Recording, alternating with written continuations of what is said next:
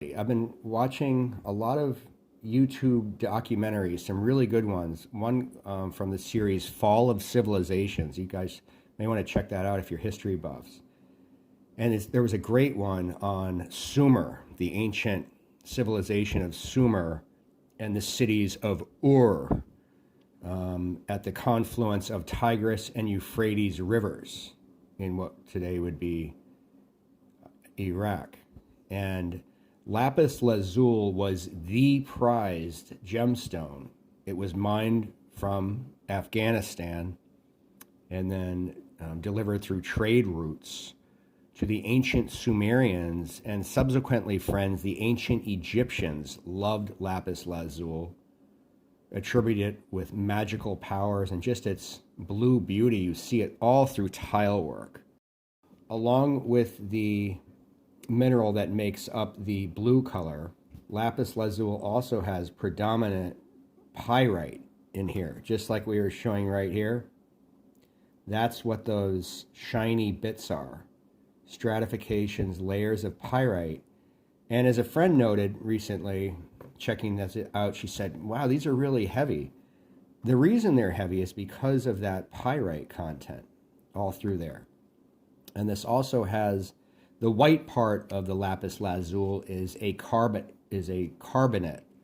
stone, and you can see inclusions of that here. So there are those impurities as far as the pyrite and the carbonate.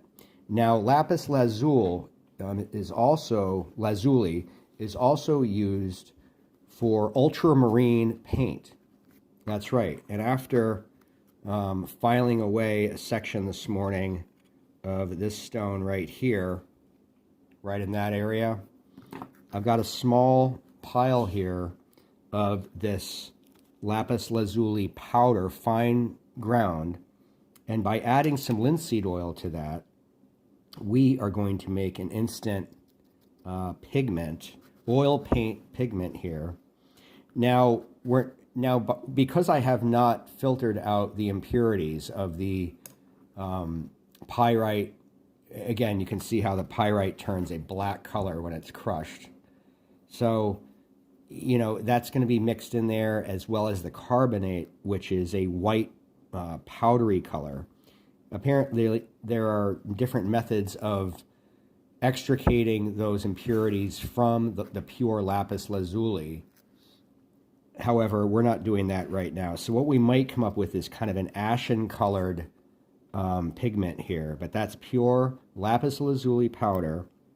It's a very gray color, so I'm not expecting it to be that brilliant blue that we see in the tiles, etc., of antiquity. But nonetheless, we are going to paint with it here today. And it's very gray, just using it here on a piece of paper. You can kind of see more of the blue tone there, but as I'm mixing it in, that I think the pyrite in here is really making this quite black. So if we were to extricate the pyrite out of there, you know, we may fare better. But either way, very beautiful, rough lapis lazuli examples here. Thought that might be fun to try it. We definitely didn't get the blue color I was looking for.